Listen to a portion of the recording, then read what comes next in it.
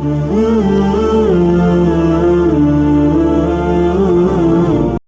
باللہ من الشیطان الرجیم، بسم اللہ الرحمن الرحیم۔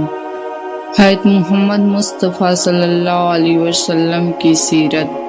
قریش مکہ مکرمہ کا ایک مشہور قبیلہ ہے جو حضرت اسماعیل علیہ السلام کی اولاد میں سے ہے۔ قبیلہ قریش میں کئی بڑے بڑے خاندان تھے، ان میں ایک خاندان بنی ہاشم کا تھا۔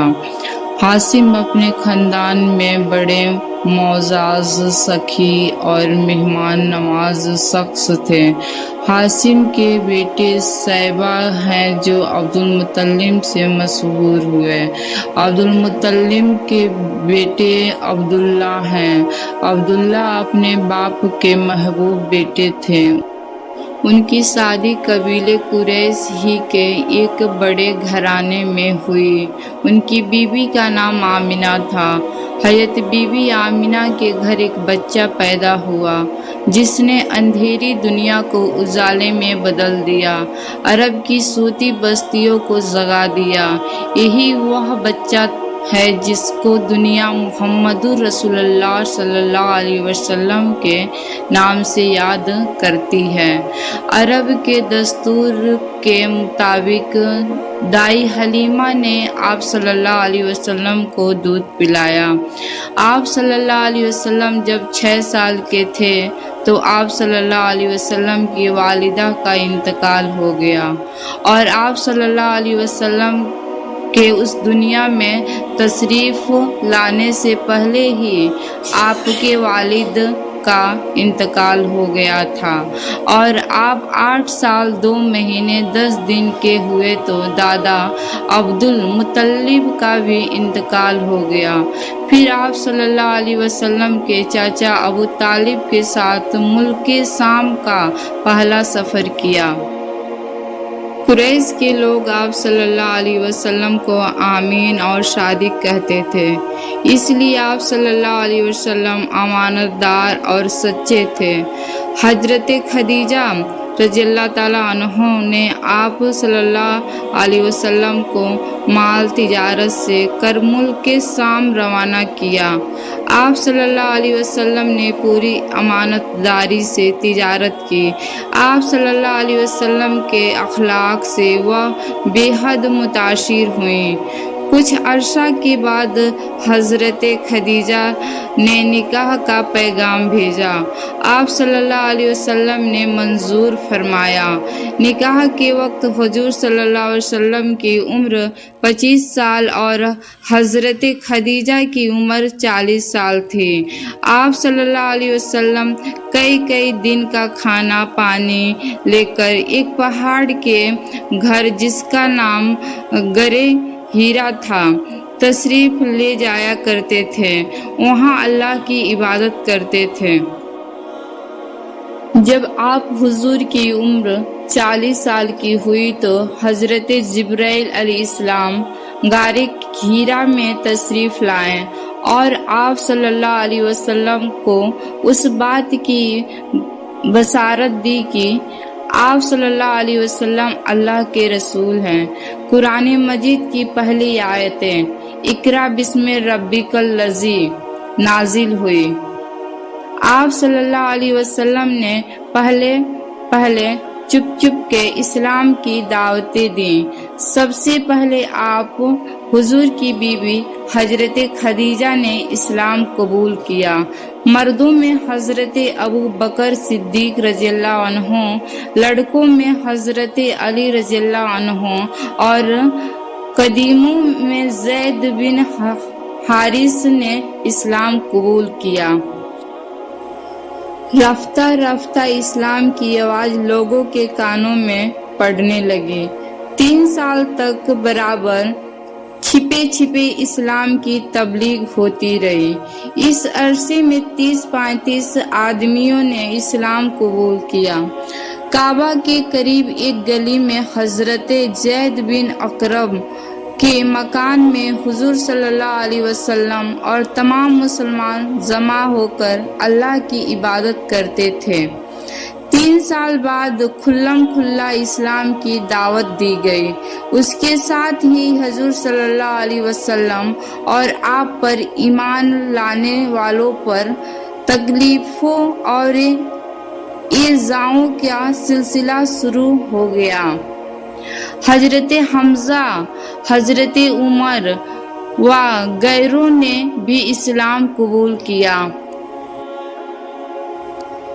عرب کے سرداروں و غیروں کی تکلیفوں سے تنگ آ کر سب سے پہلے حضور صلی اللہ علیہ وسلم کے کمکم سے حبشہ، جو ایک شہر ہے، کی طرف چند صحابہ اور صحابیت نے ہجرت کی۔ اسی زمانے میں آپ صلی اللہ علیہ وسلم طائف، ایک شہر کا تبلیغی سفر فرمایا اور معراج کا وہ ہجرت انگیز واقعہ پیش آیا جس کو ہم بار بار سنتے ہیں۔ مکہ کے لوگوں کی تکلیفوں اور ایذاؤں کی زیادتی نے صحابہ اکرام کو مجبور کر دیا تھا کہ وہ مکہ چھوڑ کر کہیں چلے جائیں، تو حضور صلی اللہ علیہ وسلم کی اجازت سے صحابہ اکرام نے حبشہ اور مدینہ منورہ کی طرف ہجرت کی، یہاں تک کہ اب مکہ میں حضور صلی اللہ علیہ وسلم، حضرت ابوبکر، حضرت علی اور چند کمزور مسلمان کے سوا کوئی نہ تھا۔ اس طرح آپ صلی اللہ علیہ وسلم نے پیدائش سے 53 سال تک مکہ مکرمہ میں اپنی زندگی گزاری، یعنی نبوت کے ملنے کے 13 سال تک مسلسل تکلیفوں کو برداشت کرتے ہوئے مکہ مکرمہ میں زندگی گزاری۔ نبوت کے 13ویں سال جب کہ آپ صلی اللہ علیہ وسلم کی عمر 53 سال تھی، آپ صلی اللہ علیہ وسلم نے حضرت ابوبکر کے ساتھ مکہ سے مدینہ کی طرف ہجرت فرمائی۔ آپ حضور کی ہجرت کے سال سے ہی اسلام سن ہجری کا حساب شروع ہوتا ہے۔ اس طرح ہم آسانی سے پہچان سکتے ہیں کہ حضور کی ہجرت ہوئے کتنے برس ہوئے۔ ہجرت کے دوران آپ حضور نے مدینہ منورہ سے تقریباً 30 میل کے فاصلے پر ایک چھوٹی سی بستی جس کا نام کعبہ ہے قیام فرمایا اور وہاں ایک مسجد تعمیر فرمائی جس کا نام مسجد کعبہ ہے۔ مدینہ کے انصار نے آپ صلی اللہ علیہ وسلم کا پورے جوش سے استقبال کیا۔ آپ صلی اللہ علیہ وسلم نے حضرت ابو ایوب انصاری کے گھر میں قیام کیا فرمایا۔ مدینہ منورہ میں 2 یتیم بچوں کی زمین تھی۔ آپ صلی اللہ علیہ وسلم نے اس زمین کو خرید کر اس میں مسجد تعمیر فرمائی جو آج بھی مسجد نبوی کے نام سے مشہور ہے۔ حضور صلی اللہ علیہ وسلم نے مکہ سے ہجرت کرنے والے مہاجرین اور مدینہ کے انصار میں بھی چراغی کا سلسلہ قائم فرمایا۔ ہجرت کے دوسرے سال غزوہ بڑا پیش آیا جس میں صرف 313 مسلمان تھے اور کافر ہتھیاروں سے لیس ہزاروں کی تعداد میں تھے۔ اس جنگ میں مسلمانوں کو کامیابی ملی، 70 کافر مارے گئے اور 70 قید ہوئے۔ صرف 14 مسلمانوں نے شہادت کا مقام پایا۔ سن 2 ہجری میں حضور صلی اللہ علیہ وسلم کی شہزادی حضرت فاطمہ کا نکاح حضرت علی رضی اللہ عنہ سے ہوا۔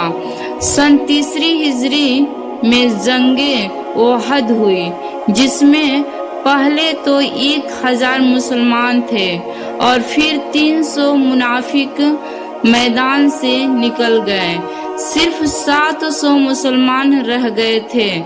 جنگ کے شروع مرحلے میں مسلمانوں کے قدم اکھڑ گئے۔ اسی جنگ میں حضور صلی اللہ علیہ وسلم کے دندان مبارک شہید ہوئے اور 70 مسلمان شہید ہوئے۔ سن 6 ہجری کو حدیبیہ کی صلح ہوئی۔ سن 8 ہجری کو مکہ فتح ہوا اور مسلمان فتح کی حیثیت سے مکہ مبارکہ میں داخل ہوئے۔ اسی سال جنگ حنین بھی ہوئی۔ سن 9 ہجری کو جنگ تبوک ہوئی۔ سن 10 ہجری کو حضور صلی اللہ علیہ وسلم نے آخری حج فرمایا۔ اسی آخری حج کے موقع پر آپ صلی اللہ علیہ وسلم نے عرفات کے میدان میں وہ تاریخی خطبہ دیا جس کا ہر لفظ امت کے لیے پیش خزانہ ہے۔ حضور صلی اللہ علیہ وسلم کا حجۃ الوداع کا خطبہ۔ آپ صلی اللہ علیہ وسلم نے فرمایا، اے لوگو، میری بات کان لگا کر سنو۔ نہیں معلوم آئندہ سال تم سے ملوں یا نہ ملوں، تو اس وقت میری بات غور سے سنو۔ دیکھو، تمہارا محبوب ایک ہے اور تم ایک باپ حضرت آدم علیہ السلام کی اولاد ہو۔ سب مسلمان بھائی ہیں، کسی کو کسی پر بڑائی نہیں۔ ہاں، جس کے اعمال نیک ہو۔ اور سنو، عورتوں کے بارے میں اللہ سے ڈرتے رہنا۔ تم دونوں کا ایک دوسرے پر حق ہے۔ اور دیکھو، غلاموں کے ساتھ زیادتی نہ کرنا۔ جیسا کھانا ویسا کھلانا اور جیسا پہننا ویسا پہنانا۔ اور یاد رکھو، تمہارا خون، تمہارے مال ایک دوسرے پر حرام ہے۔ دیکھو، میری بات گمراہ نہ ہو جانا کہ ایک دوسرے کو قتل کرنے لگو۔ سن لو، تم کو خدا کے حضور میں حاضر ہونا ہے، جہاں تم سے تمہارے اعمال کے بارے میں پوچھا جائے گا۔ ان تمام ہدایت کے علاوہ اور بھی ہدایت آپ صلی اللہ علیہ وسلم نے دی۔ آخری حج سے فارغ ہو کر حضور صلی اللہ علیہ وسلم 14 ذی الحجہ کو نماز فجر کے بعد مدینہ منورہ کے لیے روانہ ہوئے۔ مکہ پہنچنے کے کچھ دن بعد آپ صلی اللہ علیہ وسلم نے صفر 11 ہجری کو ملک شام کی طرف ایک لشکر روانہ فرمایا۔ انہی دنوں آپ صلی اللہ علیہ وسلم بیمار ہوئے۔ بالآخر 12 ربیع الاول 11 ہجری ذو السنبہ کے دن 63 سال کی عمر میں آپ صلی اللہ علیہ وسلم کی روح مبارک جسم مبارک سے نکل کر اعلیٰ الہی میں پہنچ گئی۔